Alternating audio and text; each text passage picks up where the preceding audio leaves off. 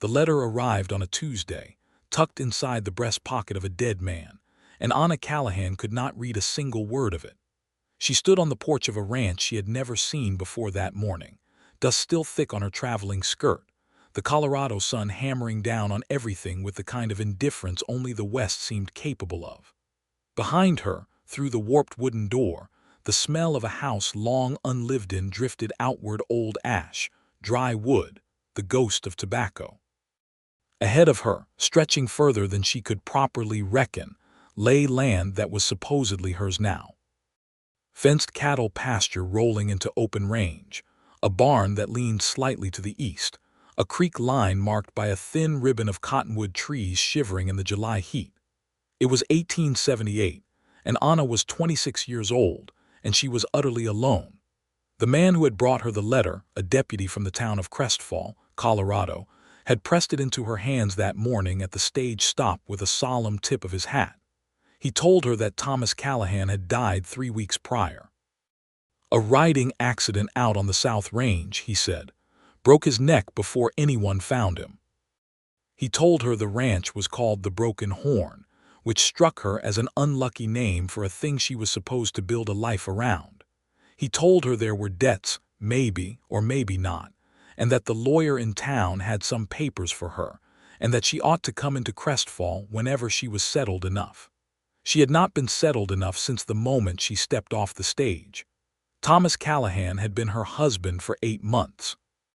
They had married in Missouri, where Anna had grown up the daughter of a schoolteacher, a man who had died before he could finish teaching his daughter everything he knew. She could read some words, simple ones, words she had memorized the shape of. But whole letters, dense with script and legal language and the slanting handwriting of a man she had loved briefly and barely, those were beyond her.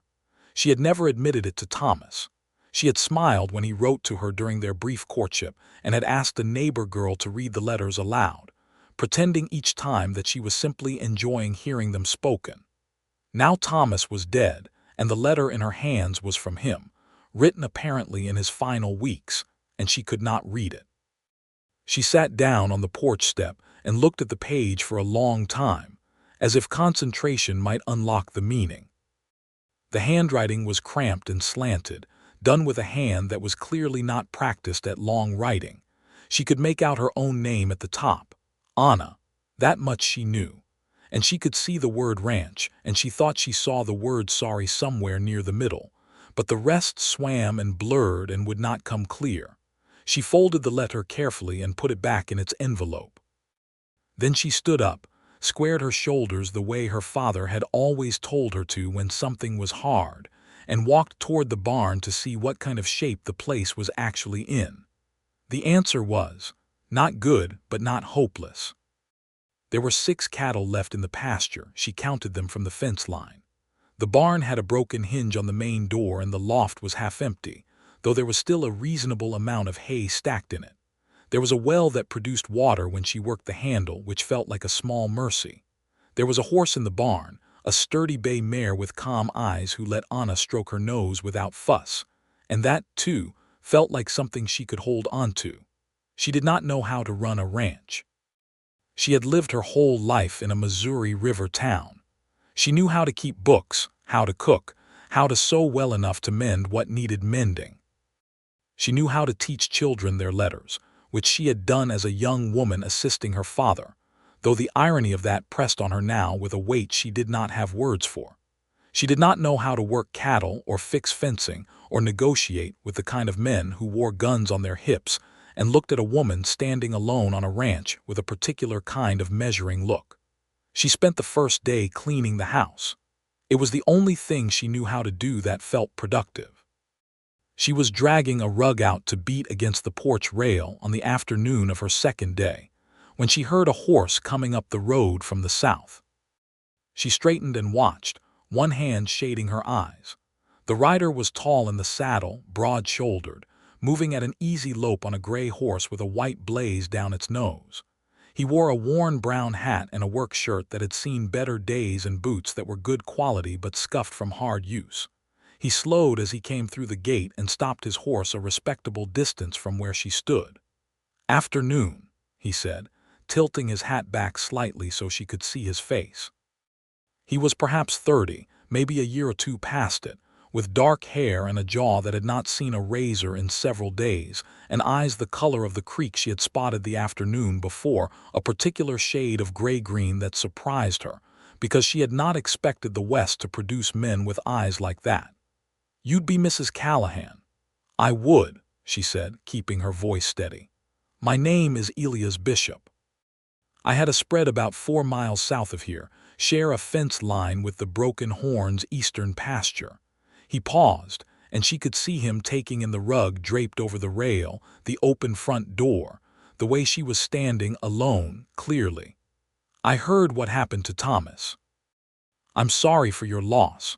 "Thank you," she said. She had said those words so many times in the past weeks that they felt worn smooth, like a coin passed through too many hands. Elias Bishop looked at her for a moment in the straightforward way that people in the West seem to do, without the elaborate courtesy of pretending not to look. "You have help out here? Any men working the place?" "Not at present." He nodded slowly, like this confirmed something he had already suspected. "Thomas had a fellow named Pete Drury, but Pete left for Nevada about a month back. There was talk he might come back in the fall, but he let that sentence end on its own." "You know much about running cattle?" "No," she said. She had decided somewhere between Missouri and Colorado that there was no point in pretending things she did not know. "I don't." He nodded again. It was not a dismissive nod. It was the nod of a man who appreciated a direct answer. "I could come by if it would suit you and take a look at what you're working with. Help you understand what the place needs. I won't charge you for the time. Thomas was a decent neighbor and I'd have done the same for him." She studied him. He sat the horse comfortably, not fidgeting, not putting on any kind of performance. He was not looking at her the way the deputy had, that measuring look she had mentioned to herself the day before. He was looking at her the way someone looks when they are making a genuine offer and waiting to see if it will be accepted. "All right," she said. "I'd appreciate that, Mr. Bishop." He swung down from the gray horse and tied it loosely to the porch post, and they walked the ranch together for the rest of that afternoon. He did not talk too much, which she liked. He pointed things out in a practical way. The fencing on the north side needed repair before fall. The cattle were a mixed herd that Thomas had clearly not been breeding deliberately. The barn door hinge could be fixed in an hour with the right tools. He noted that the well was solid and the house was in better shape than the outbuildings, which was usually the opposite of trouble on a ranch. He told her the creek ran all year, which mattered. As the sun dropped toward the flat line of the western horizon, turning everything that copper-gold color that Anna had already noticed the West did better than anywhere else she had been, they stood near the fence, and he explained to her in plain language what the ranch could realistically do. It was not a large operation. 6 cattle could grow to a manageable herd if she had one good hand working the place. The land had hay potential. It was not rich, he said, but it was not a lost cause either. "The lawyer in town," she said when he paused. "The deputy said he has papers for me." "Harlan Foss," Elias said. "He's straight enough. A bit slow about getting to the point, but he'll treat you fairly." He hesitated a moment. "Has he explained the financial situation to you at all?" "Not yet. I haven't been into town." He was quiet for a moment, and she could tell he was weighing something. "Thomas carried some debt on the place. I know that much because he mentioned it to me once. I don't know the full shape of it. You'll want to understand that before you make any decisions." She appreciated that he said it plainly. She also appreciated that he did not offer to fix it or to take any of it off her hands in ways that would cost her something she didn't want to give. He just told her the fact and left it with her. "Would you like to stay for supper?" she asked. It came out before she had entirely thought it through, but she did not retract it. It was the frontier, and she needed to know the neighbors, and he had spent 2 hours of his afternoon walking her land and explaining it to her without asking for anything. He looked at her with a brief expression of surprise that he quickly smoothed away. "That's kind of you, Mrs. Callahan. I don't want to put you to any trouble. I have a stew on the stove that will feed more than one person, and I'd rather not eat alone for the 4th night running," she said. and then felt the honesty of that statement settle between them like something solid and real. He smiled then, just a little, and it changed his whole face in a way that she filed away without meaning to.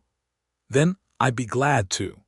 She made a pot of stew from what she'd found in the cellar: dried beans, a few root vegetables, some salt pork that was still good, and she cut the bread she had baked that morning, and they sat at the table in the small dining room and ate. He ate the way a man eats when he genuinely enjoys food but has not had anyone to eat with in a while, not rushed, but with the kind of quiet appreciation that meant something. She found she liked watching it. They talked about practical things at first, the names of the cattle buyers in the region, the best time to move cattle to the market at Pueblo, the feed situation as the summer wore on. But somewhere during the bread and the second cups of coffee she managed to produce from a tin she found above the stove, the conversation drifted sideways into other territory. He told her he had come to Colorado from Tennessee, which explained something about the shape of his vowels that she had been half noticing without identifying. He had come west after the war between the states had ended 13 years before, but its shadow still reached forward into everything.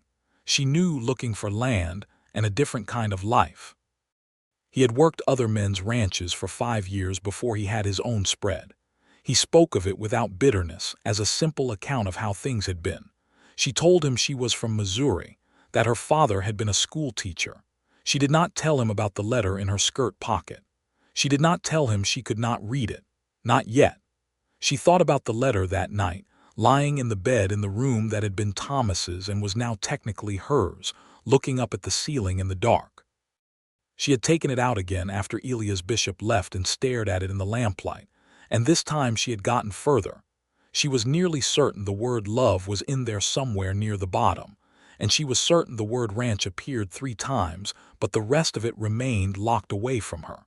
It mattered. She knew it mattered. Thomas had written it knowing he might not see her again, or at least she suspected that from the deputy's account of the final weeks. There might be information in it about the debt, about the ranch, about what he had wanted her to do. There might be something personal that she deserved to know, and she could not get to it. She thought about asking Elias Bishop to read it to her. The thought came so naturally that it startled her. She had known the man for one afternoon. She had no reason to trust him with something so private, and yet she had felt something at that table over supper, a steadiness in him, a lack of performance that made her think he was the kind of man who would read a letter aloud without making the reader feel small for having asked. She folded the thought away for later and closed her eyes.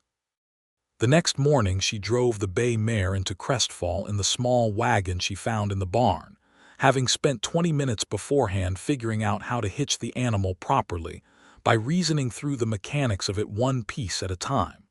She was proud of this small victory in a way she suspected she would not have been a month ago. Necessity had a way of making things clear. Crestfall was a proper frontier town in 1878, which meant it had a single main street of businesses mostly contained in false-fronted wooden buildings, a church at the end that looked newer than everything else, 2 saloons that looked older than they should, a general store that smelled of leather and pickles and coffee and was heaven after 2 days on an isolated ranch, a land office, and tucked between the land office and a bootmaker, the small office of Harlan Foss, attorney at law. Harlan Foss was a thin man of perhaps 50 with rimless spectacles and the look of someone who had chosen the frontier by accident and stayed by inertia. He was, as Elias had said, straight enough. He took her through the papers with methodical patience, explaining each one before sliding it across the desk for her signature. She signed where he indicated and listened carefully to everything he said. The picture that emerged was sobering but not catastrophic. Thomas had purchased the broken horn 5 years before with a note from the bank in Pueblo, a significant debt that had been slowly reduced but was not yet paid. The land was worth more than the note, which was the good news. The cattle, at current prices, would bring something at fall market. There were operating costs. She would need to hire at least one hand that would need to be met. Harlan Foss thought, speaking carefully as a man does when he is trying to be honest without being discouraging, that if Anna managed things reasonably well through the first year, she could be clear of the note within 3 or 4 years and the ranch could sustain itself. "It's not an easy situation," he said, folding his hands on the desk. "But women have run ranches in this territory before, Mrs. Callahan, some successfully. I intend to be one of the successful ones," she said. She said it calmly, not as a challenge, just as a statement of intended fact. He blinked at her over the spectacles, and then nodded in a way that suggested she had surprised him, which did not surprise her at all. She bought supplies at the general store, flour, coffee, salt, ammunition for the rifle she had found in the house, and drove back to the Broken Horn in the afternoon sun, her mind turning over numbers and plans the way her father's mind had always turned over lesson plans. There was a kind of comfort in reducing a problem to its components. She could not manage a ranch she did not understand. She was beginning to understand it. Elias Bishop came by 2 days later in the morning with a pair of fencing pliers and a spool of wire on the back of his gray horse. He did not announce this plan. He simply arrived and said he was going to fix the north fence if she didn't object, and she said she didn't object, and she brought him coffee and then went to help him. He looked at her when she appeared beside the fence line with her own pair of gloves and no apparent intention of going back to the house, and something crossed his face. Amusement, she thought, and respect, though he would not have used that word, and he handed her the end of the wire without comment and showed her how to pull it taut while he worked the pliers. They worked the north fence for most of the morning. She was useless at first and adequate by the time they stopped for water at the creek. They sat on the bank in the cottonwood shade and drank from their canteens and watched a hawk circle something in the distance. The silence between them was, she realized, comfortable. She had not had a comfortable silence with many people. "Mr. Bishop," she said, not looking at him, watching the hawk instead. "Elias," he said, "please." She looked at him then. "Elias," it felt appropriate. "I have something I need to ask you." He waited. He was good at waiting. She had been turning the approach to this over in her mind for 2 days. There was no graceful way to do it, she had concluded. The straightforward way was the only way. "I have a letter." Thomas left it. "The deputy gave it to me." She paused. "I can't read it." He did not react the way she had been afraid he would react. He did not look confused or pitying or worse, amused. He just looked at her steadily and said, "Would you like me to read it to you?" "I would," she said. "Yes." She pulled the envelope from her skirt pocket.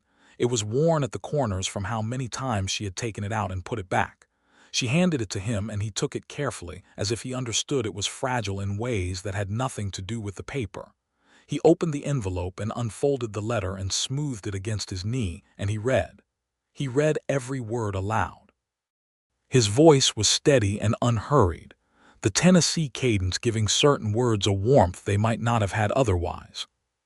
Thomas's words came to her through Elias Bishop's voice, and the effect was strange and necessary. Thomas had written the letter 3 weeks before he died. She could tell from the date Elias read at the top. He had written it after a bad fall from a horse, a different fall, apparently a warning that had given him, he said, the understanding that he was not invincible. He had written it in case something worse happened.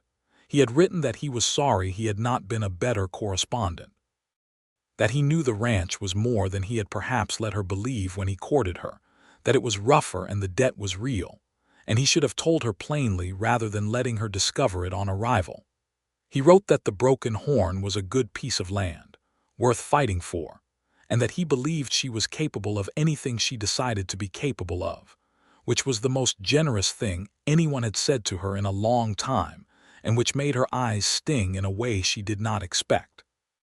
He wrote about the cattle, and about Pete Drury, and about the fact that the north fence needed work, which made her glance up at Elias with a look that verged on startled, and he caught it, and his mouth quirked just slightly at one corner. Thomas wrote that the seller had provisions enough for several months if she was careful. He wrote about the lawyer. He wrote, near the bottom, that he hoped she would find the West to her liking, that it could be a hard country, but it had a beauty to it that he had never been able to adequately describe. And at the very end, he wrote that he had loved her in the brief time they had shared, in the clumsy way that was all he knew how to do, and that he was sorry if that love had not always been easy to see. Elias' voice stopped. The creek moved past. The hawk was gone from the sky. Anna sat very still for a moment with her hands in her lap and the cottonwood leaves casting little moving patches of shadow across her skirt. Then she said, "Thank you." "Of course," Elias said, and he folded the letter carefully and handed it back to her. She put it in her pocket and looked at the creek. He was a better man than he gave himself credit for. "Usually the way," Elias said quietly. She appreciated that he did not say more. She appreciated that he let it be what it was, a grief that was real, even if the marriage had been short, and she had not known Thomas well enough to love him the way she imagined love was supposed to work. He had been kind to her. That was its own kind of worth. They went back to the fence in the afternoon. She worked harder than she had in the morning, as if having the letter's contents released into the open had freed something physical in her as well. By the time the sun got low, they had covered the full north stretch, and Elias said it would hold through winter without trouble. Over the next weeks, a pattern established itself. He came by the Broken Horn every few days, not every day enough to be useful without hovering. He helped her understand the cattle. He showed her how to read the condition of the pasture and when to move the animals between sections. He introduced her to a man named Carl Rowan who was looking for part-time ranch work and who turned out to be a steady, quiet-spoken former Army private who knew cattle well and did not require much managing. She hired Carl at wages. She negotiated with a firmness that surprised him, and she suspected, pleased Elias, who was present for the conversation but said nothing. Crestfall absorbed her slowly, the way a small western town absorbs a newcomer, with wariness first, then curiosity, then the gradual opening of ordinary commerce and greeting. She found allies in unexpected places. Martha Good, who ran the boarding house, turned out to be a practical and generous woman who had come west herself years before under difficult circumstances, and who treated Anna like someone worth knowing from almost the first conversation. The minister's wife, Eleanor Pierce, brought food by the Broken Horn one Sunday afternoon and stayed for 2 hours talking about everything except religion, which Anna found she liked. The schoolteacher in Crestfall, a young man named Aldrich who was overwhelmed by 30 children in a single room, accepted her offer to assist on Wednesday afternoons with visible relief. That was how she came to be in town on a Wednesday when the trouble started. It was late August. She had driven the wagon into Crestfall for her Wednesday afternoon at the school and was on her way out when she passed the saloon and heard raised voices. She would not have stopped. She had learned that raised voices near a saloon were not her concern, except that she heard a name she recognized, Harlan Foss, and the word deed. She stopped the wagon. The man coming out of the saloon was one she had not seen before, heavyset, in a coat that was too formal for the summer heat, with a jaw like the bottom of an anvil.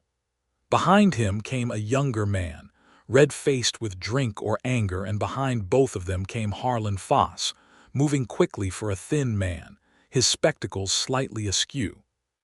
"Mr. Waller," Harlan was saying in a voice that was attempting authority without quite achieving it, "the claim you are making requires documentation that I have not seen, and I would suggest you do not make it publicly until—" "The note on that property was transferred," the heavyset man said, and his voice was the voice of someone who had used volume as an argument his entire life.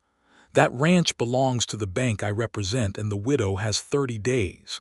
Anna set the wagon brake. "What note?" she said from where she sat in the wagon. All 3 men looked up at her. The heavyset man, Waller, looked at her the way she had expected men in the West to look at her, and some of them had, with the estimation of a man who is trying to determine how much of an obstacle a woman is likely to be. "You'd be Mrs. Callahan," he said. "I would. Then this concerns you." The note on the Broken Horn property was purchased from the Pueblo Bank by the First Commercial Bank of Denver, which I represent. The terms of that note include a right of acceleration in the event of the owner's death. You have 30 days to settle the balance or vacate. She looked at Harlan Foss, who was now attempting to straighten his spectacles. Harlan met her eyes and gave the smallest shake of his head, which she read as, "I don't know if this is legal. I need to look at the papers." "Mr. Waller," she said, keeping her voice exactly as level as she kept it when she was working the fence in cold wind and her hands hurt, "I will expect the relevant documentation in Mr. Foss's office by end of business tomorrow. Good day." She released the wagon brake and drove away. Behind her she heard Waller say something to the younger man, but she did not look back. She was 3 miles out of town before her hand stopped being entirely steady. She wrote a letter to Harlan Foss that evening, dictated to herself aloud, which was how she had learned to compose. She could form the letters of the words she knew and felt her way through others. And she left it at his office first thing the next morning before he arrived and drove back to the ranch. She told him she wanted every document related to the note on the Broken Horn on his desk before she came back into town, and she told him that she did not intend to vacate her property. Elias arrived at the ranch that afternoon. Someone in town had apparently told him about the exchange with Waller. She gathered later it was Martha Good, who kept track of everything in Crestfall the way a good general keeps track of a battlefield. He came up the road at a pace that was slightly faster than his usual easy lope, and he tied the gray horse quickly and came to where she was working the garden she had started behind the house. "I heard about Waller," he said. "Did you?" "Denver Bank." He took his hat off and ran a hand through his hair. "It's a tactic. They buy distressed notes from smaller banks and then push for acceleration. They've done it in this territory before. There was a family in Montrose." He paused. "It doesn't always hold up to legal scrutiny." "That's what I intend to find out," she said. She pulled a weed with more force than strictly necessary. "Harlan is getting the documentation. If the acceleration clause is enforceable, I'll deal with it. If it isn't, I'll tell them so." He looked at her for a moment. "You're not afraid?" She looked up. "I didn't say that. I said I'll deal with it." Something shifted in his expression then, something quiet and private that she caught only because she had been paying more attention to his face over the past weeks than she intended to admit to herself. "All right," he said. "Let me know what Harlan finds. I know some people in the county who have dealt with this kind of thing." "I will," she said. Then, "Thank you." "You don't need to thank me," he said. "I'm your neighbor." He stayed for supper again that night. They had begun to slide into this without quite discussing it. He would arrive in the afternoon and stay through supper, and they would sit on the porch afterward while the light faded and talk, or sit in comfortable quiet, and he would ride home in the dark. She had begun to find herself slightly unmoored on the evenings he did not come, which she noted privately and did not examine too closely. The legal situation with Waller resolved itself over the following 2 weeks in a way that was satisfying without being simple. Harlan Foss determined that the acceleration clause in the original note had been written in language that was ambiguous about whether it applied to transfer of ownership by death or only by voluntary sale, and that this ambiguity, under territorial law, defaulted in the current holder's favor. He wrote a very precise letter to Waller's bank in Denver. Waller appeared in Crestfall once more, had a loud conversation in the saloon with whoever would listen, and then departed. She did not expect to be entirely done with the First Commercial Bank of Denver, but the immediate crisis passed. She celebrated by baking an excellent pie from apples she had found on a small tree behind the barn that she had not noticed before, and she brought half of it to Elias' ranch on a Friday afternoon, which was the first time she had visited his place. His ranch was smaller than the Broken Horn and tidier in the way of a man who lived alone and had no one to keep things for but himself. There was a correctness to it that she found she liked. Nothing wasted, nothing showy. He was mending a saddle on the porch when she came up the road in the wagon, and he stood when he saw her, shading his eyes. "I brought pie," she said. for the fencing help, and the general usefulness. He came down from the porch and looked at the pie covered with a cloth. Apple, from the tree behind the barn. I didn't know it was there until last week. Thomas planted that tree, he said, 4 years ago. He said it wouldn't produce for 3 years, and he was almost right. She looked at the pie. There was something unexpectedly moving about a tree that a dead man had planted when he hoped for apples, and now she was carrying its fruit to a neighbor as a thank you for keeping her alive in the land that had been that dead man's dream. She did not say this. She simply handed Elias the pie, and he said thank you with a sincerity that was not elaborate, just real, and he invited her inside. His kitchen was sparse but functional, and the coffee he made was better than she expected. They sat at his table, which was smaller than hers, and ate apple pie in the afternoon sunlight that came through his south window, and she told him about Waller's defeat, and he listened and smiled at the parts that were satisfying, and she found that she was watching his hands around his coffee cup in a way that she had to deliberately redirect. "Can I ask you something?" she said. "You can. Why are you still alone out here?" She said it plainly because it was a plain question. He was 31 or 32, she had gathered, capable and steady and not unkind, and these were not qualities that should leave a man uncourted on the frontier. "You said you came out here 10 years ago. That's a long time to build something alone." He was quiet for a moment, not uncomfortable, just thinking. "There was a woman," he said, "in Tennessee, before the war. She married someone else when I came back." He looked at the window. "After that I came west, and out here it's different. You don't meet people the same way, and I'm not the kind of man who's good at the obvious steps." "What obvious steps?" "The kind where you tell someone that he stopped." He looked at her, and something in his expression was so openly careful that it took her breath away for a moment. "That you think about them more than your work," he finished quietly. The afternoon light sat between them. The coffee cooled. She looked at him for a long time, and he looked back.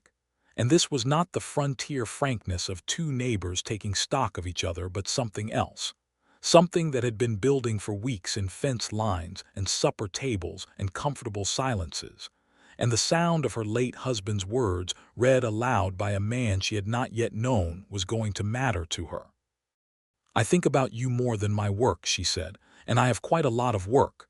His exhale was almost a laugh, except it was softer than that, more like relief. He looked down at the table and then back up at her.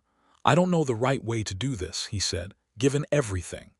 "I don't either," she said, "but I've been learning to do things I don't know the right way to do. It hasn't killed me yet." The smile that crossed his face then was so unguarded that she thought she would remember it for the rest of her life. "No," he said, "you seem fairly unkillable." She drove home as the sun was beginning to set, and the road back to the Broken Horn looked different than it had on the way out, which she supposed was the way roads tended to look when something had changed. September settled over the high Colorado plain with a kind of golden authority. The aspens on the slopes to the west began to turn, and the mornings came in cold and bright and smelling of something that had no name she knew, but that she had started to think of as purely Western, clean and high and wide, with a bite to it that woke you up faster than coffee. Elias rode over most mornings now. The fiction of fence-fixing and cattle advice had gradually been shed, without either of them quite declaring it gone, and replaced simply with the fact of him arriving and helping and staying. Carl Rowan was proving his worth with the cattle. She had a genuine affection for the quiet former soldier, who treated her direction with the same practical respect he would have given a capable officer. And the Broken Horn was beginning to look like something that might survive its first winter under her management. She drove the cattle to the fall market at Pueblo in October, with Elias riding alongside and Carl driving the animals, and a neighbor of Elias, a weathered Texan named Reed, filling out the crew. It was a 4-day drive, and she would not have admitted to anyone how frightened she was on the first morning, standing at the head of a small herd with a horse beneath her that she had been learning to ride for 6 weeks, watching the others for cues on how to move. But by the second day, she had the rhythm of it. And by the third day, Elias looked over at her from across the moving cattle and grinned with a particular kind of wide-open delight that she decided she would collect. That expression, keep it the way you keep a good stone found on a riverbank. The market at Pueblo was loud and complicated and smelled of dust and animals, and the commerce of men who dealt in living things for a living. She negotiated the sale herself. Elias offered to come with her and she said yes, but she did the talking. The buyer, a heavy man named Greer, tried twice to offer her a price she knew was below fair, and she said so both times in exact and specific language, citing comparable prices from that week's other sales that she had quietly gathered from other sellers in the hour before the meeting. She got what the cattle were worth, and when she and Elias walked away from Greer's office, the expression on Elias' face was the same one she was going to collect. "Where did you learn to do that?" he said. "My father taught me that numbers are a language," she said, "and that if you understand the language you can say what you mean. He sounds like a remarkable man." "He was," she said. The grief for her father was old and gentle now, like a worn quilt. I wish he had gotten further with some of his lessons. Elias understood what she meant without her explaining. He had known since the day at the creek. She could tell he had simply filed it away as information without judgment.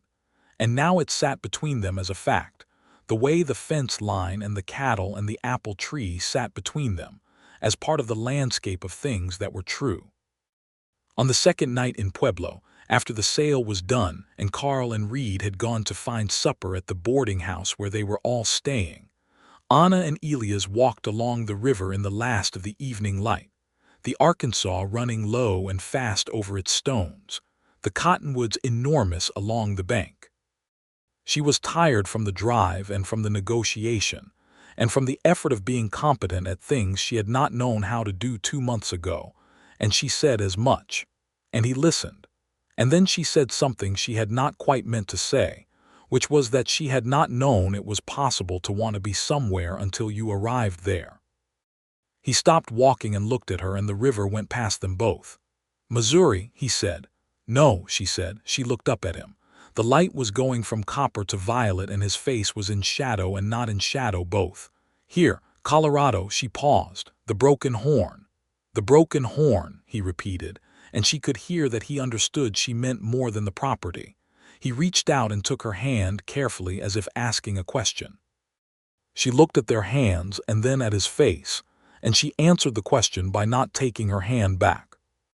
They stood that way for a while with the river going past them, and it was a simple thing, a hand held in the evening by a river, but it was also everything, which is usually the way with the simple things. He kissed her for the first time on the porch of the Broken Horn on an evening in November, when the first real snow had come, and they had spent the day moving the cattle to the winter pasture and fixing the barn door. The hinge had finally given out completely, and she had cooked venison stew, because Carl had brought them a deer that Carl had shot the day before, and they had eaten well and sat by the fire in the main room and talked until the hour was late enough that he would have to ride home in the cold. He was putting on his coat when he stopped and turned back to her and looked at her in the firelight, and she looked back, and then he stepped toward her and kissed her with the same uncomplicated directness with which he did most things, warm and unhurried, his cold outside hands framing her face. She kissed him back. She put her hand against his chest where she could feel the steady, certain rhythm of his heart. Outside, the snow came down in the dark. When he drew back, he was looking at her with an expression that was somewhere between wondering and settled, as if he had suspected something for a long time and now knew it was true. "I should go," he said, though he did not move. "You should," she agreed, though she also did not move. He pressed his forehead gently to hers for a moment, a gesture so tender that she had to close her eyes. Then he stepped back and put on his hat and said good night in a voice that was quiet and full of something, and she stood in the doorway and watched him ride away into the snow-falling dark until the gray horse was just a shape and then nothing at all. She pressed her back against the door after it was closed and stood there in the warm room with the fire and the remnants of supper and the quiet, feeling the particular quality of happiness that is made partly of joy and partly of the knowledge that you have earned it. Winter on the Colorado plain had a severity she had not fully anticipated, even knowing it was coming. The cold was not the wet cold of Missouri winters. It was dry and thin and absolute, a cold that did not bother arguing, that simply stated its terms and expected compliance. The broken horn systems proved sound, which was its own ongoing relief. The cattle had been moved to good winter pasture. The hay stores were adequate. The house, for all its rough construction, held heat well if you kept the fires going. Elias helped with the ongoing demands of a winter ranch, and she did the same for his, and they developed a rhythm of shared work that was practical, and also, she recognized, a kind of courtship that suited them both, something done side by side rather than performed at one another. He began to teach her to read better. It started without announcement, on an evening in December when he had stayed late, and she had, on an impulse she could not fully explain, asked him to help her work through a letter she had received from her cousin in Missouri. She had been embarrassed to ask, even after everything, and she said so, and he sat down beside her at the table and said that there was nothing to be embarrassed about and that her father had done a remarkable job with what he'd had to work with, and that what she didn't know they could cover. He was a patient teacher, better than she expected. He did not drill her or quiz her in the tedious way she had experienced as a child. He simply read with her, working through letters, and a small collection of books he produced from his own house over subsequent visits, going slowly where she needed slow and faster where she found her footing. She discovered, over those winter evenings, that she was not slow. She had never been slow.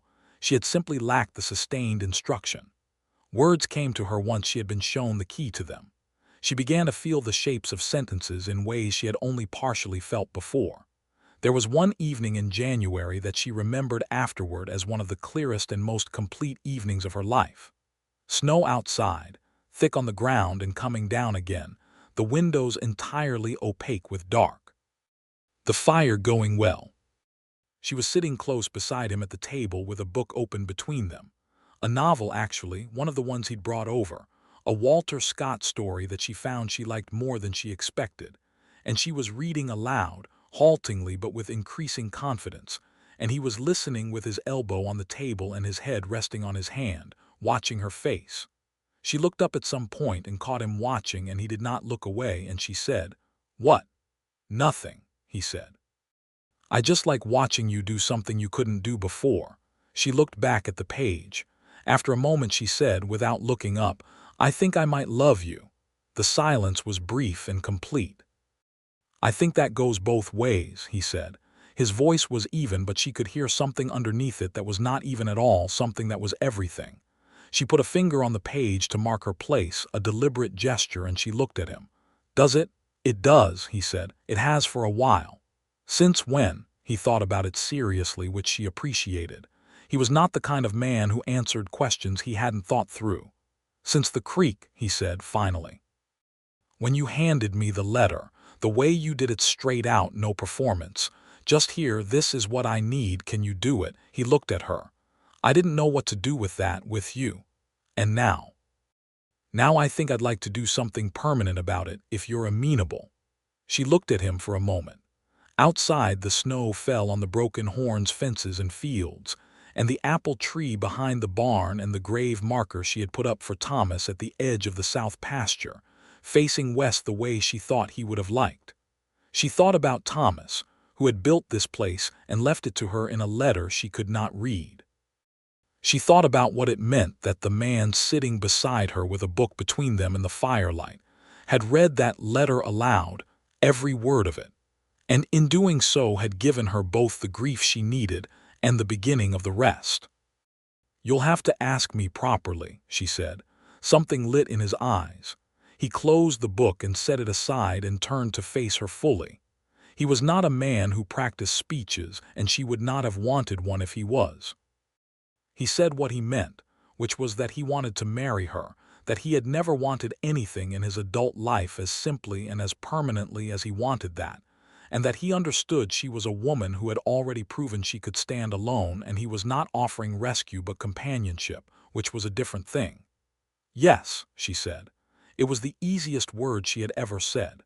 "Yes, Elias." He let out a breath that had been held for some time and pulled her into his arms with the sureness of a man who has been wanting to do exactly this and now finally can. And she put her face against the side of his neck and breathed him in, the smell of wood smoke and cold air and the leather of his coat. And for a while, they simply stayed that way while the snow came down outside and the fire burned low. They were married in the Crestfall Church in March of 1879, when the first cold had broken, and the sky had gone from the gray of deep winter to the extraordinary blue that only appeared at high altitude in early spring, so saturated and deep that looking at it too long made your eyes ache pleasantly. Martha Good cried, which made Anna cry, which made Eleanor Pierce produce a handkerchief with the efficiency of a woman prepared for this. Harlan Foss came and stood in the back row, looking genuinely pleased in the way of a man who had feared the worst for the Broken Horn's future, and was relieved to see something better materializing. Carl Rowan came in his good shirt and stood straight and shook Elias' hand afterward with a seriousness that meant everything.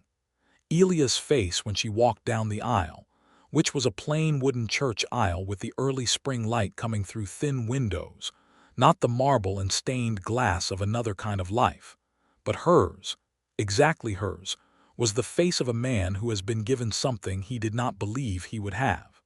She walked toward it without hesitation. They decided together that they would consolidate the two ranches under a single operation. Elias' land to the south was good land, and combining the two operations made financial and practical sense, and beyond sense it was right. They would build something together that was larger than either had alone. The Broken Horn would be the main house and working center. Elias' spread would be folded into the expanded pasture operation. They hired a second man, a young Mexican vaquero named Rodrigo Salinas, who came recommended by a rancher in the next county, and who knew cattle in ways that even Carl was impressed by. Rodrigo had come north from New Mexico and had experienced the particular injustice that the territory often visited on men of his background, cheated of wages at one ranch, denied accommodation at another, and Anna hired him at full and fair wages without any of the reluctance she had seen from other employers in the county, because he was excellent at his work, and because anything else would have been wrong. Rodrigo's presence changed the Broken Horn in ways that were good. He had a way with the cattle that was almost musical, a patience and an instinct that improved the herd's health and the operation's efficiency. He and Carl developed a working friendship that was, in the laconic way of men who work outdoors together in all weather, genuine and solid. The spring and summer of 1879 were the fullest of Anna's life up to that point. She had a husband and a ranch, and work that she understood, and people around her who she respected and who respected her, and she was reading. Properly, fully, deeply. She read everything she could acquire. Harlan Foss had a small collection of law books she borrowed and found genuinely interesting. Martha Good had novels. The school had readers she went through methodically. She and Elias read aloud to each other in the evenings when the work was done, passing the book back and forth, and she liked those evenings with a fierceness that surprised her sometimes, the specific texture of lamplight and his voice and the story moving between them. She also wrote letters now. She wrote to her cousin in Missouri, long letters full of the kind of detail she had never been able to express before, and the letters she received back were different too, not simpler, just more fully received. She wrote occasionally to Harlan Foss on legal matters relating to the ranch, precise and clear letters that Harlan told Elias, with a mix of humor and sincerity, that she wrote better than half the lawyers he knew. In September of 1879, she told Elias she was expecting a child. He was at the fence again. They were always at some fence or another, and she came out to where he was working and said it plainly, the way she said most things and watched his face.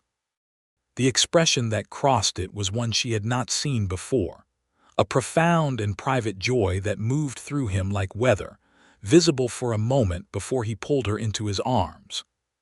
She could feel him laughing quietly against her hair, when, he said, drawing back to look at her. "Spring," she said.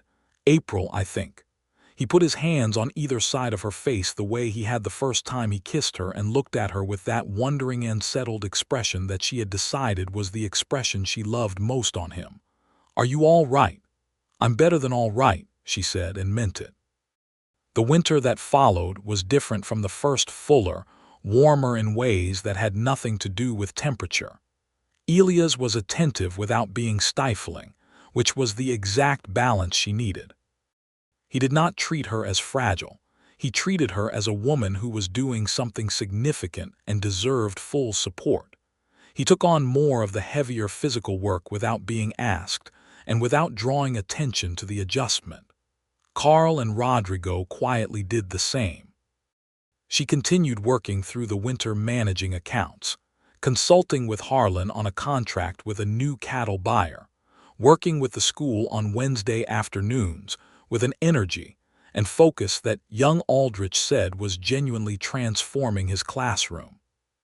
She had begun, by January, to help the few adult members of the community who could not read well, a skill she could offer with particular honesty, given her own history with it.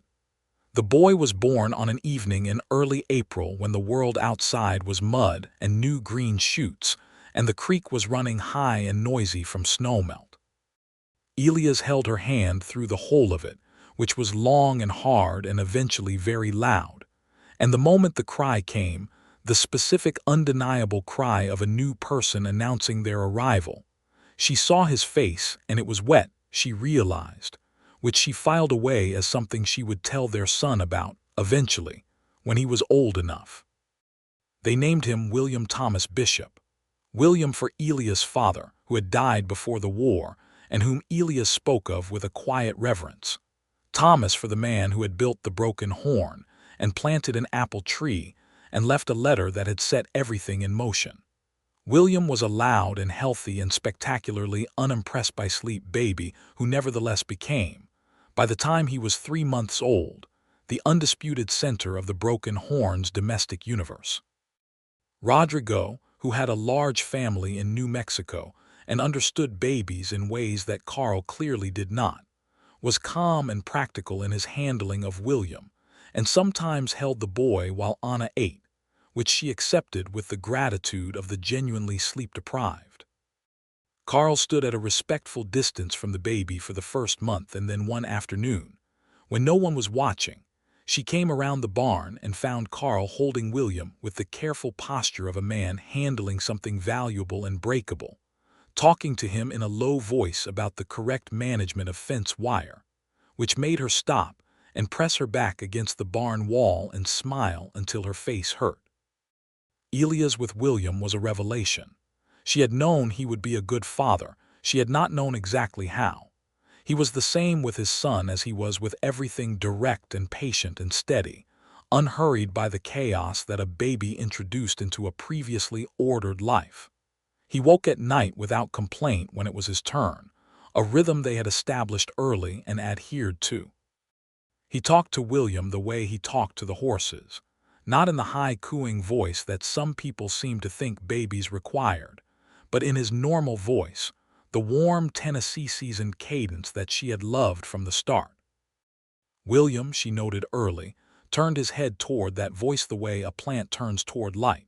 She could not blame him. The summer of 1880 was good. The ranch was in excellent shape. The herd had grown 53 cattle now, a significant jump from the 6 she had counted that first day at the fence line. Rodrigo's work with the breeding had improved the stock quality considerably. A neighboring rancher named Abernathy had approached them about a grazing agreement that benefited both operations. The bank note, the original one from Pueblo, not Waller's aggressive Denver interpretation, was ahead of schedule, thanks to 2 strong market years and Anna's management of the accounts with a precision that gave her genuine satisfaction. She had also, in the spring of that year, made a decision she had been thinking about through the winter. She drove into Crestfall on a Monday morning and went to see Aldrich, the school teacher, and asked him directly whether he would consider her for a formal teaching position if she pursued the relevant certification. Aldrich looked at her with the expression of a man who has been hoping for this conversation for a year and a half, and said that the school board met the following Thursday and that she should be there. She was there. She presented her case with the same language as precision that she brought to cattle sales and legal negotiations, and the board, after some deliberation about whether it was proper for a married woman with a child to hold a teaching position, a conversation she sat through with patient steel in her spine, agreed to grant her a provisional appointment for the fall term. She told Elias that evening on the porch, with William asleep on her chest in the warm night air. He listened to the whole of it and then said, in the quiet way of a man who is moved but does not make theater of it, "Your father would have been proud." She looked at the sky over the Broken Horn, the extraordinary western sky, the stars out in their full summer number, so many and so bright that they felt close enough to fall. She thought of her father in his schoolroom, chalk-dusted, patient. She thought of the letter she could not read. She thought of the creek bank and the cottonwood shade and Elias' voice reading every word aloud. "Yes," she said, "I think he would."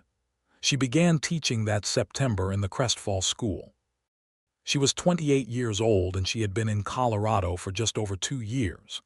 The children she taught ranged from 6 to 14, 31 of them in a single room, and she found within the first week that she was genuinely good at it. Not just adequate, not just passionate, but skilled in the specific way that comes when aptitude and preparation meet. She knew how it felt to not be able to reach the words, and that knowledge made her a teacher who looked harder for the child who was struggling than for the one who was thriving. William went to Martha Goods during the teaching days. Martha had made clear that she regarded this arrangement as a privilege rather than a service, and William was apparently developing a deep attachment to Martha's kitchen and the particular smell of her gingerbread, which the household of Bishop at the Broken Horn tried periodically to replicate with limited success. The second year of teaching brought her a student who occupied her thoughts well beyond the classroom. His name was Tomás. He was 9 years old, and he was Rodrigo Salinas's nephew, recently arrived from New Mexico after the death of his parents in a fever outbreak that had moved through his community the previous winter. He was quiet and watchful and clearly not stupid, but he spoke very little English and could read none. The other students did not know what to do with him, and their uncertainty expressed itself in ways that ranged from ignoring him to the cruelty that children sometimes practice on anyone who seems different. Anna responded to this with the same direct competence she applied to everything. She rearranged the classroom so Tomás was beside a boy named James Hooper who was patient by nature and had an aptitude for language. She learned enough Spanish from Rodrigo, who was delighted and somewhat moved by the request, to explain basic instructions to Tomás and to make it clear in his own language that he was welcome. She worked with him after school 3 days a week, in the same patient, incremental way that Elias had worked with her, starting with the shapes and sounds and building up. Within 6 months, Tomás was reading English at a level that justified moving him up with the older students, and he had made 3 friends, and he had lost the watchful guardedness that had been how he carried the grief of his parents through his first weeks in Crestfall.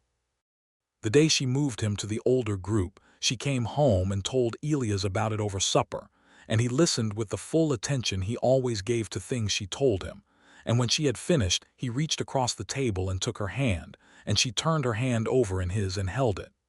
"Your father would have been proud," he said again, which was becoming their shorthand for, "You did something that matters."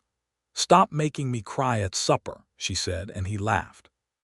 In the fall of 1881, with William 18 months old and the ranch in genuine flourishing condition, and the bank note down to a figure that felt manageable rather than threatening, Anna told Elias she was expecting their second child.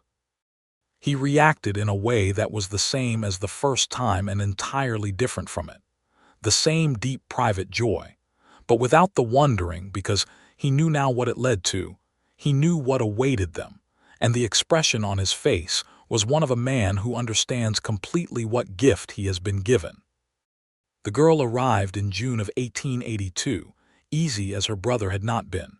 A short, efficient labor that produced a baby who seemed mildly surprised to be outside but quickly set about making her presence known. They named her Clara Margaret Bishop. Clara for no particular reason except that it suited her, which they knew immediately. Margaret for Anna's mother, who had died when Anna was 12 and whom she had missed quietly ever since. William, now 2, received his sister with the equanimity of a small person who is already secure enough in his place to make room for another. He patted Clara's head with a seriousness that made Rodrigo laugh until he had to lean against the barn wall. He called her Ka, which was his best available attempt at her name, and it stuck within the household as a second designation that no one chose but everyone used. The broken horn in the summer of 1882 was, by any honest measure, thriving. The herd was past 60 cattle, and the breeding quality had made the stock competitive at the best markets. The hay operation had been expanded in the spring and was producing revenue of its own. Anna's teaching, which was now a formal appointment on full salary. She had fought that salary negotiation with the school board in language so precise and well-reasoned that Harlan Foss later told Elias it was the finest argument he had witnessed in the territory. Continued to be the best thing that had happened to the Crestfall school in its existence. On the evening after Clara's first birthday, a June evening with the air warm and the fireflies just beginning to show in the darkness below the cottonwoods at the creek, Anna and Elias sat on the porch of the Broken Horn and listened to the sounds of the ranch in the early dark. Inside, both children were asleep. Carl's lamp was visible in the bunkhouse. From somewhere distant came the low sound of cattle settling. The stars were doing what the Colorado stars always did, which was to remind you that the world was larger than your portion of it, though your portion was not small. Elias had his arm around her, and she was leaning into him, which was where she found she most naturally settled now, in the place between his shoulder and his chest where the world organized itself correctly. "Do you remember," she said, "the first day, when you came up the road?" "I remember," he said. "What did you think when you saw me?" He was quiet for a moment, honestly considering it, which was what she had known he would do. "I thought you looked like someone who had been handed a problem she was going to solve whether it killed her or not," she laughed. "That's what I thought too when I looked in the mirror that morning." "I also thought," he said more quietly, "that you were the most self-possessed woman I had ever seen, standing there with your rug over the rail, looking at me like you were deciding whether I was worth your time." He paused. "I very much wanted to be worth your time." She tilted her head back to look at him. In the evening light his face had the lines that 4 years of a hard-working outdoor life in the high Colorado sun had put there, and she knew each of them the way she knew the fence lines of the ranch, by specific and loving familiarity. "You were," she said, immediately. He kissed her temple, which was the kind of gesture that seemed small and was not small at all. She thought about the letter. She thought about it sometimes still. Not with the anxiety she had carried that first week, but with something more like gratitude for what it contained and for what it had led to. She had the letter in the drawer of the writing desk she had acquired the previous winter, in the small corner of the main room she had claimed as her working space, where she prepared lesson plans and managed the ranch's accounts, and occasionally wrote the long letters to her cousin in Missouri that her cousin wrote back saying were the best thing that arrived in her household all month. She could read it herself now. She had read it many times. The words that had been locked away from her the day she sat on this porch with the hot July sun on her shoulders were open to her now, fully and fluently, and she read them in Thomas's voice as she imagined it, with his clumsy, careful kindness and his apologies and his faith in her. But the version she returned to in memory was always Elias.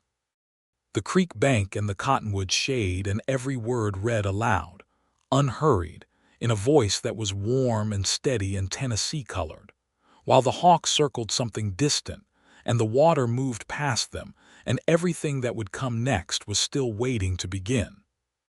She thought about the schoolroom, and Tamaz now reading fluently in 2 languages, and the other children who had passed through her care in the past 2 years. She thought about her own long journey to fluency, the embarrassment that had surrounded it for so many years, the weight she had carried without knowing it was a weight because she had never known what it would feel like not to carry it. She thought about what her father would have said, and she thought Elias was right. She thought he would have been proud in the specific way a teacher is proud, not merely of the result, but of the method, of the willingness to begin. In the fall of that year, she proposed to the school board a program for adult reading instruction in Crestfall, not just for children, but for the adults in the community who could not read, the farmhands and laborers and new settlers and anyone else who needed what she had needed, what her father had partly given her, and what had eventually been completed at a creek bank by a man with a worn hat and gray-green eyes and a letter in his hands. The board was skeptical at first. She made her case. They agreed to a pilot session of 8 weeks in the church hall on Saturday mornings. 7 adults came to the first Saturday session. By the 4th week, there were 14. By the end of the 8-week pilot, the board extended it indefinitely, and she had requests from 2 neighboring communities about whether she could recommend someone to do the same thing there. Elias helped her draft the letters of recommendation for the neighboring communities, and she checked his drafts with the editorial confidence of a woman who now read and wrote better than most people she encountered. And they sent the letters off, and felt the particular satisfaction of having done something that would keep happening after you stopped pushing it. The winter of 1882 to 1883 was long but good in the way that winters can be good when you are inside them with the right people, and enough wood and adequate food, and the work of a life that is fully yours. William, who was now 2.5 and unstoppable, had developed a passionate attachment to the bay mare, whose name was Juniper, and could be found leaning against her legs in the barn at any opportunity. Elias was teaching him, with great solemnity on the child's part and great private amusement on his father's, to understand horses. Clara, at 6 months, was investigating everything within reach with a focused intensity that suggested she would be trouble in the most interesting ways. Carl Rowan celebrated his 41st birthday that winter with a cake that Anna baked, and which Carl received with the controlled emotion of a man who had not had anyone bake him a birthday cake in a long time. Rodrigo gave Carl a small carved horse he had made during the evenings, saying it was for nothing. It was just something to do with his hands. Carl kept it on the windowsill of the bunkhouse where it could be seen from outside. Spring came back to the Broken Horn, the way it always did in the high country, with a violence and a beauty that arrived together and could not be separated. The snow ran off into the creek, and the creek ran high and loud over its stones, and the mud was everywhere, and then the mud dried, and the new grass came in so green, it looked almost implausible against the red of the soil. Anna stood at the fence on an April morning in 1883 with Clara on her hip and William at her knee with his hand on the lowest fence rail, watching a hawk. She always watched the hawks circle above the south pasture. Elias came up beside her from the direction of the barn and settled into the space beside her in the way he always settled into the space beside her, as if there were a specific gravity between them that arranged itself without effort. "Cattle are looking good," he said. "Carl said we could add another 15 head this year if the market stays where it is," she said. "It'll stay," he said, "or better." William pointed at the hawk with the authority of a 2.5-year-old who has decided to share information. "Bird," he said. "Hawk," his father said. William considered this. "Bird," he said again firmly. Clara made a sound of commentary. She was not yet talking, but she had opinions about most things. Anna looked out over the broken horn, the pastures, and the barn that did not lean anymore because Elias and Carl had straightened it the previous fall and rebuilt the loft, the house that she had beaten the rugs out of on her first day here and made her own in every subsequent day. The creek line with its cottonwoods coming into leaf, the apple tree behind the house that was beginning to bud, the marker at the edge of the south pasture that faced west. She thought of the woman who had arrived here with a letter she could not read and a ranch she did not know, standing on this porch with the July sun hammering down and the smell of old ash from a house that had not been lived in for weeks. She thought of how that woman had looked at the letter for a long time and then folded it carefully and squared her shoulders the way her father had taught her and gone to see what kind of shape the place was actually in. The answer, she thought now, had been, not good but not hopeless. And here she was. Here was the shape of it. Elias' hand found hers on the fence rail and she turned her palm to meet it, the gesture so familiar now that it was like breathing, a thing the body did without consulting the mind. Clara patted Anna's shoulder with an open hand, baby commentary on the morning. William had moved along the fence to investigate something near the post, narrating his findings to no one in particular. Elias, she said. Yes. She looked at him, at his face in the spring morning, at the gray-green eyes that had surprised her the first day and still did a little. I want to tell you something. He looked at her with the waiting attention he had always given her. The letter, she said. Thomas's letter. I want you to know that when you read it that day, every word of it, that was when I understood that I was going to be all right. She paused. Not because of what was in it, because of how you read it. You read it like it mattered. Like I mattered. He was very still beside her for a moment. Then he brought their joined hands up and pressed them to his mouth, not a kiss exactly, more like an acknowledgement of something too large for ordinary gestures. You mattered, he said against their hands. You matter. She leaned her head against his shoulder. The hawk had found what it was looking for and was gone from the sky. The creek moved, as it always moved, south and east and eventually into the larger waters of the world. The apple tree budded and would fruit in September as it had fruited the year before, and the year before that. The cattle moved in the south pasture with the slow and peaceful certainty of animals who do not know that they are part of a story, only that the grass is good. The broken horn stretched out around them, in all its imperfect and functional and fully alive reality, purchased by a dead man's faith, inherited by a woman who could not read her name in the deed, built by two people who had found each other at a fence line and a creek bank, and a table with a letter, and an evening fire with a book passing between them, word by word, season by season, year by year. William came back from the fence post with a beetle he wished to present to the household for consideration. Clara took this as her cue to reach downward toward the ground with an optimism that exceeded her mobility. Elias caught his daughter's reaching arm with his free hand, and said something to William about the beetle that made William narrow his eyes in the serious way he was developing for processing important information. Anna watched her family in the April morning and felt the ordinary, extraordinary weight of a life that had become, somehow, exactly what it ought to be. She was 29 years old. The broken horn was hers and Elias and their children's, and the children after them if they wanted it. The bank note would be paid off within the year. She had done the numbers twice in January and twice more in February, because she liked to be certain. The school was thriving.